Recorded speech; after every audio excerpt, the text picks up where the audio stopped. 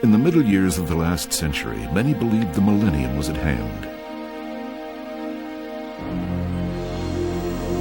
Some believed a Messiah, as promised by all the great religions, was about to deliver us into the promised land.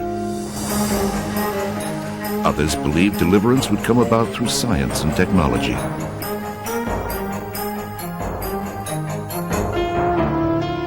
With the advances being made in communication and transportation, ideas raced around the world and promised deliverance through knowledge.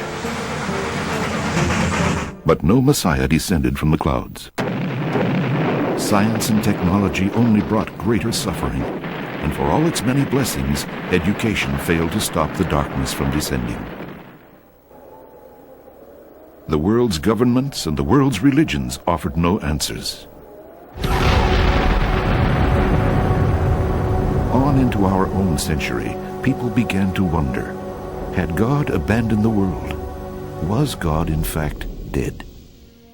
Is it possible, however, that the frenzy of expectation was justified, that an event that would transform the world actually did take place, and humanity missed it? Is it possible that the world failed to recognize the power of a new prophet? Count Leo Tolstoy, the Russian novelist and one of the most important philosophers of his time, from his home outside Moscow. We spend our lives trying to unlock the mystery of the universe, but there was one man, a prisoner in Akka, who had the key.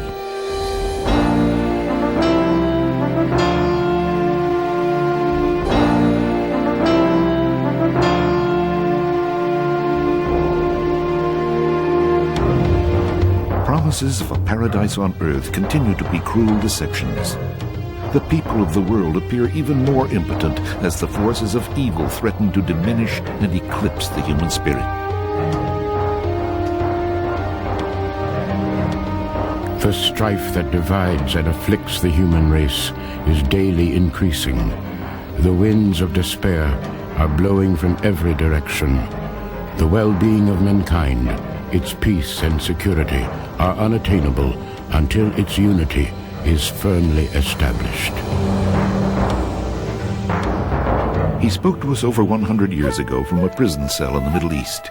He wrote that God had set in motion historical forces that no power on earth can resist. The time foreordained unto the peoples and kindreds of the earth is now come. The earth is but one country, and mankind its citizens. His name was Baha'u'llah, and his growing influence is the great untold story of our times. I am the royal falcon on the arm of the Almighty. I unfold the drooping wing of every broken bird and started on its flight. His given name was Mirza Hussein Ali.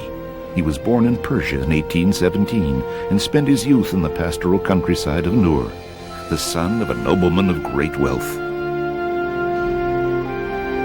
He grew up in a closed world of intolerance and injustice, a world of repression. But he rejected the wealth and the advancement it offered. The learning current amongst men I studied not, their schools I entered not. Ask of the city wherein I dwelt, and thou mayest be well assured that I am not one of them who speak falsely. Already at an early age, he had a vision that was in conflict with the state and the prevailing religious order. It wasn't long before the state found his support of a movement that called for moral reform threatening.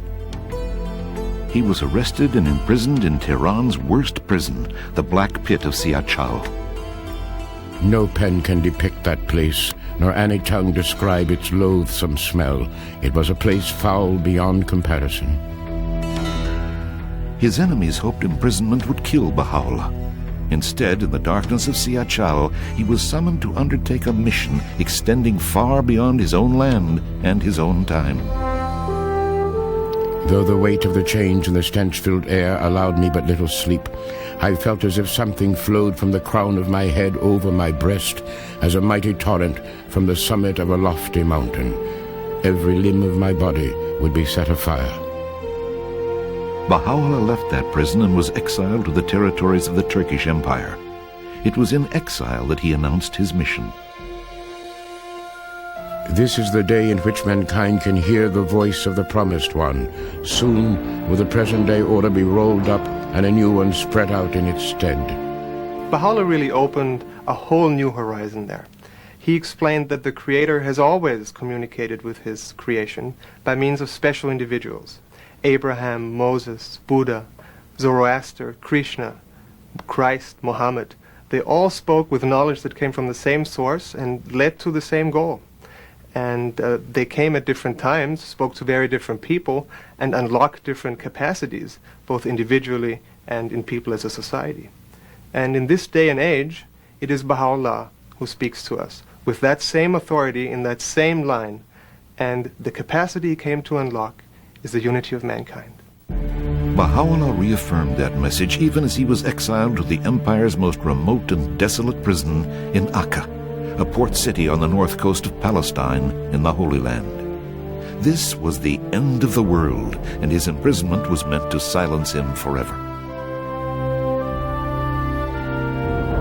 Know that though my body be beneath the swords of my foes, and my limbs be beset with incalculable afflictions, yet my spirit is filled with a gladness with which all the joys of the earth can never compare. From his prison cell in exile, Baha'u'llah sent letters to the kings and rulers of the 19th century world. These letters are among the most remarkable documents in religious history. He called upon the leaders to join in a process of global consultation that would lay the foundations of the world's great peace. Should any king take up arms against another, all should unitedly arise and prevent him. He challenged the most powerful leaders of the world, from the Shah of Persia to the Tsar of Russia, Queen Victoria of England, Emperor Franz Joseph of Austria, the Sultan of Turkey, Pope Pius IX, Kaiser Wilhelm of Germany, and Napoleon III of France. What he said in these letters that he wrote to them was that God had set in motion historical forces that were bringing about the unification of mankind and the creation of this new society, and he called on them to participate in this process. They had the capacity, had they been willing to focus on reality instead of on their own private agendas, they had the capacity to give an enormous impulse to this process of the unification of mankind. They had it in their power to help mankind to reconcile itself to its unity, to begin to let go slowly of attachment to lesser identities, lesser loyalties that were limiting, and surrender to the currents of history. They chose not to. Baha'u'llah's letters also foretold with breathtaking accuracy the fall of the rulers who did not join in the pursuit of the Great Peace. Napoleon III unexpectedly fell.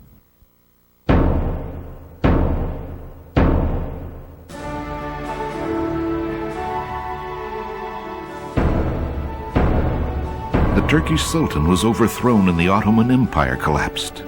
Papal rule ended in Italy. And the German Empire was devastated by successive wars in Europe.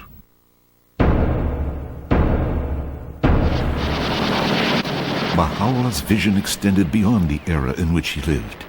He warned of the consequences of resisting the oneness of humanity. Witness how the world is being afflicted with a fresh calamity every day. Its tribulation is continually deepening. One must discover the cause of the disease and grasp the knowledge of the remedy. As our planet shrinks, it seems to become more dangerous. But is it coming apart, or is it coming together? Is it breaking up, or becoming one? That which the Lord hath ordained as the sovereign remedy for the healing of all the world is the union of all its people in one universal cause. Baha'u'llah writes that the breaking up and the coming together are part of the same process.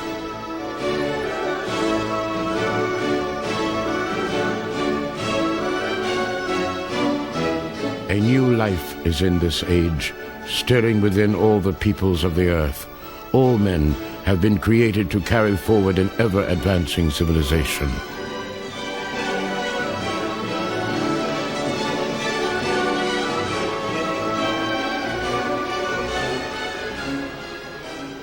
This is, according to the Baha'i teachings, the coming of age of mankind. We've passed our babyhood, our childhood, our adolescence. Now we're young adults. We've come of age. We've reached maturity, you see, which is a very graphic thing biologically. And that is a symbol of what has happened in the world today. So suddenly the whole world finds that it can, and not only can, but must learn to live together on a very small planet. The revelations of Baha'u'llah, which appear in several thousand tablets and books, reveal how humankind can live in a global society. The Prisoner of Akka called for the abandonment of all forms of prejudice and for establishment of a world federation. He said that true religion is in harmony with reason and the pursuit of scientific knowledge. He wrote that it was the responsibility of each individual to independently search for truth. As Baha'u'llah's reputation and moral influence spread, he left prison and was confined in a house outside Akka. He continued to write and speak out even under his new confinement.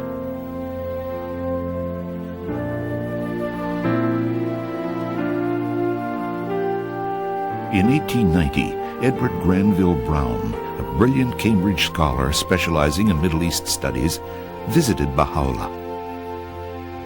Browne came to Baji, then Baha'u'llah's country home, now restored as a holy place and the center of one of the world's fastest-growing religious faiths. He wrote about his meeting with Baha'u'llah, recording his powerful words and passionate commitment to peace and unity. Baha'u'llah had a profound effect on Browne.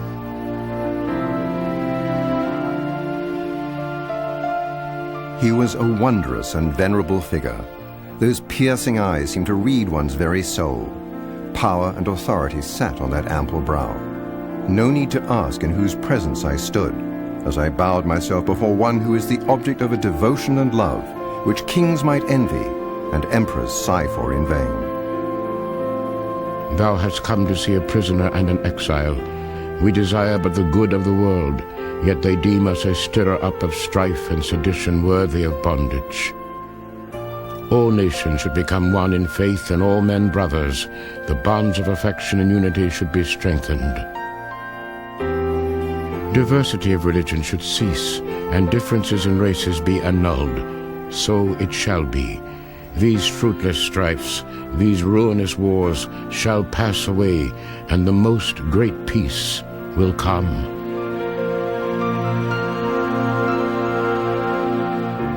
What Browne had glimpsed in 1890, over 5 million people around the world now believe that Baha'u'llah is the messenger of God to our age.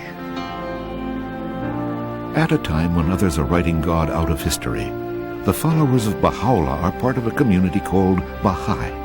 The Encyclopedia Britannica calls Baha'i the second most widespread religious body on earth. Though the world center is in Haifa, Baha'i communities exist in every country and territory in the world. Baha'is find their inspiration in the revelation of Baha'u'llah and in his commitment to justice and world peace. They are without priests and without icons or rituals.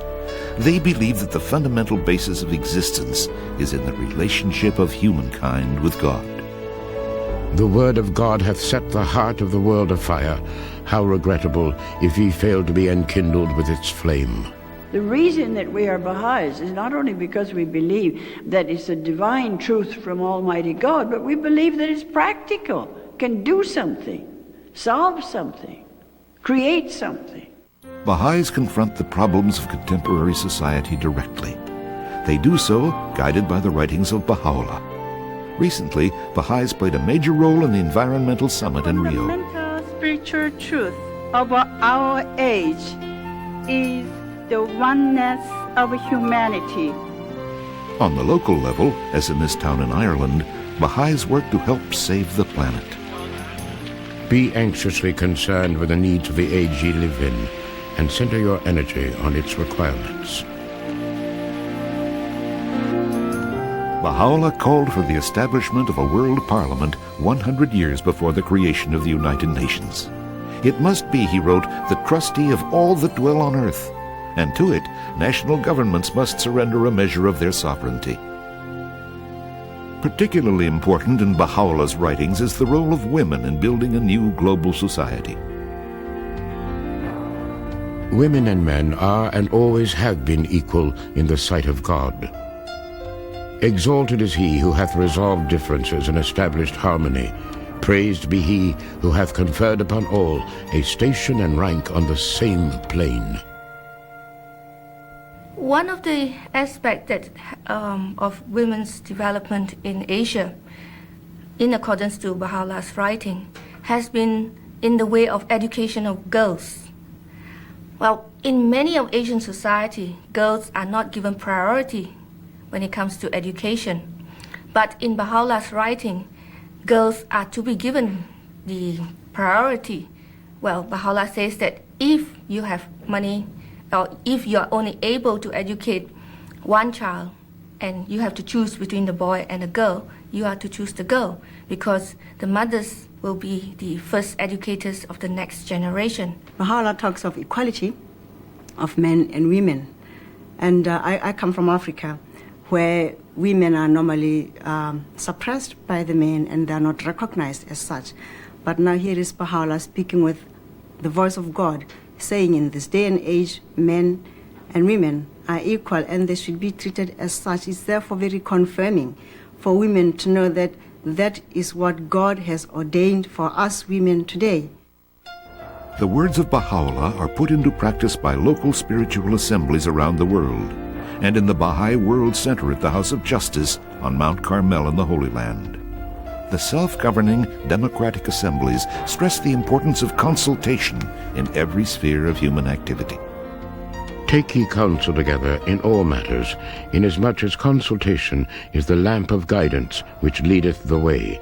It is the bestower of understanding. There are over 18,000 democratically elected Baha'i councils throughout the world. Inspired by Baha'u'llah, the prophet of transformation, Baha'is believe that in addition to elevating the spirit, their faith offers concrete ways to solve social and economic problems. We start with the present systems. As we can see, many age-old and respected institutions are crumbling. And those that were supposed to have helped many nations to overcome their socio-economic problems, they are in trouble. What is really missing is a spiritual dimension again to the way we look at socio-economic development. It is totally missing. And when we take the writings of Baha'u'llah, he has a holistic approach to the problem. Definitely, economics need to be seen with a perspective of spirituality, the nature of man, the purpose for his being here. Let your vision be world-embracing rather than confined to your own selves.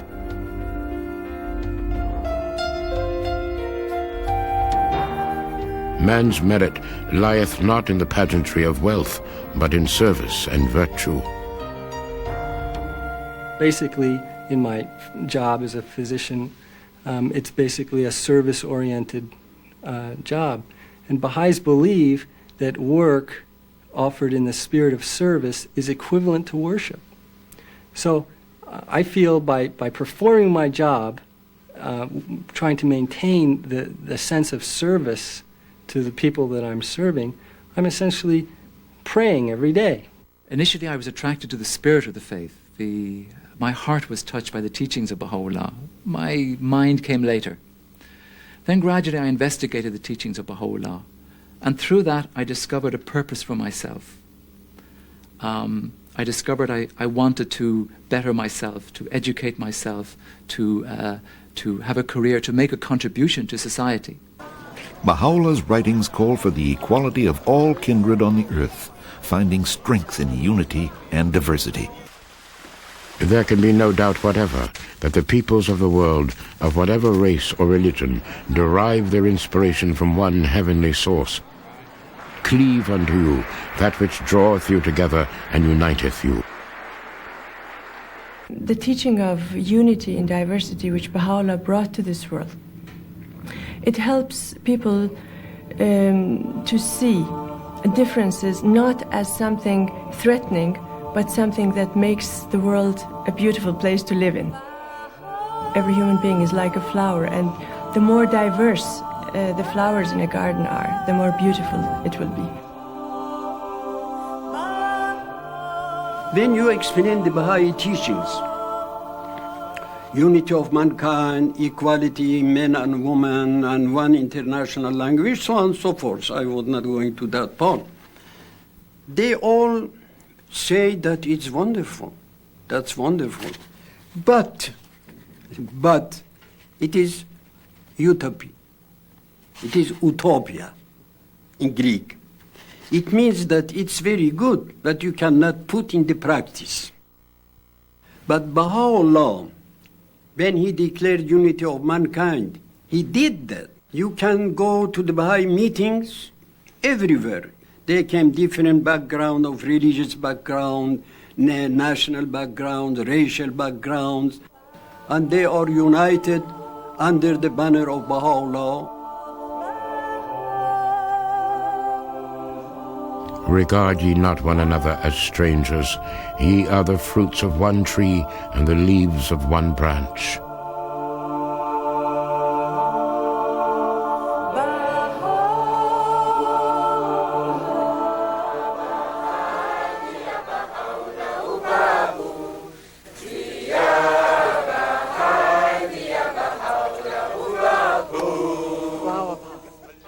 Humanity, since the coming of Baha'u'llah, their hearts have been changed. They do not desire just to be isolated. That does not mean that you give up your culture and your way of life. Let not a man glory in this, that he loves his country. Let him rather glory in this, that he loves his kind. Because Baha'u'llah is the manifestation of God, his words have power. Like it had power before with Jesus or Moses or Krishna or Buddha or Muhammad or Zoroaster. The same thing. It's power and people feel it. Baha'u'llah bedeutet eigentlich mein ganzes Leben für mich und ich bin unheimlich glücklich, dass ich ihn anerkannt habe als Manifestation für dieses Zeitalter. Baha'u'llah is my Lord and his teachings are my hope for the world.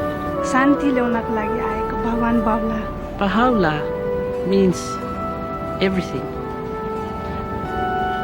It's the fulfillment of all the dreams that people are waiting for. Il me semblait que ces religions devaient s'accorder sur quelques points et c'est ce que j'ai trouvé en Baha'u'llah. Baha'u'llah es lo más maravilloso que tengo en mi vida. พระองค์ทรงเปิดเผยภาพในอนาคตของโลก Baha'u'llah, мне всегда легко с ним в жизни. Baha'u'llah, como la manifestación de Dios. Baha'u'llah is a light that hatred cannot stand. That light has continued to burn despite the persecution which began in Baha'u'llah's time.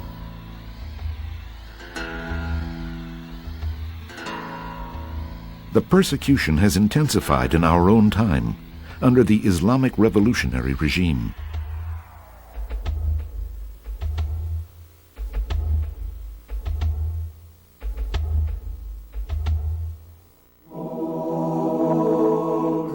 But the words and works of Baha'u'llah, the light that hatred cannot stand, are continually illumined and heightened by the growing faithful, who dedicate their lives to becoming one with each other and one with God. Each human being has potentially all the attributes of God within him. What the purpose of life is to develop these capacities. And the role of the messenger of God, like sunshine with plants, is to awaken these capacities. Baha'u'llah says that what God's purpose is to awaken us to our own real nature. The whole earth is in a state of pregnancy. The day is approaching when it will yield its noblest fruits, its most enchanting blossoms. Glorified is the breeze that wafteth from the Lord, for it shall make all things new.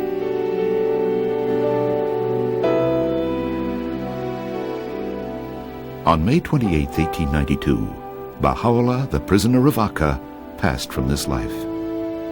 His shrine at Baha'í has become the focal point of the devotion of over 5 million people who believe him to be the messenger of God to our age. They believe that his coming has breathed a new life into the body of humankind and made all things new.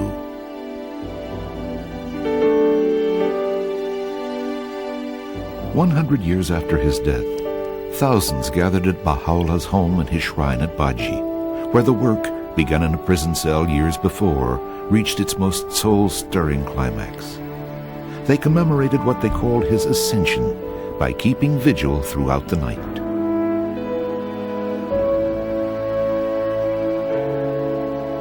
In an act of devotion and love, they circumambulated the shrine, orbiting it as the planets orbit the sun.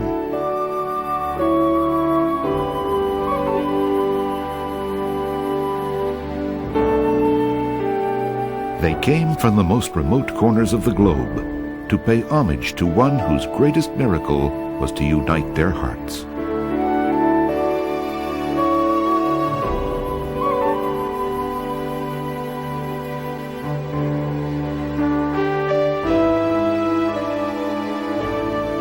What is it that these people have witnessed? Could it be that their hearts have been opened by the revelation of God's messenger to our time?